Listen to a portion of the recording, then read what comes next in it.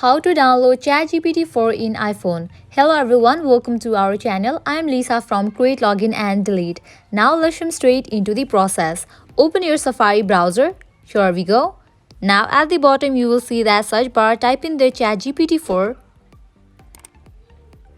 Now tap on this very first link, GPT-4. Open it.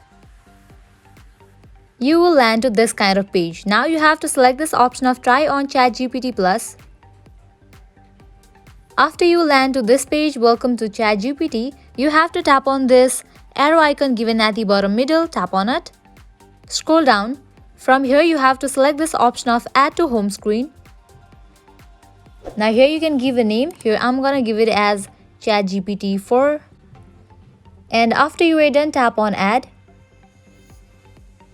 Now in your home screen you will find this ChatGPT 4 app. Now you can easily tap on it and it will land to this page. Now you can log into ChatGPT and use it. This is how you download ChatGPT 4 in iPhone. This was very easy and simple process.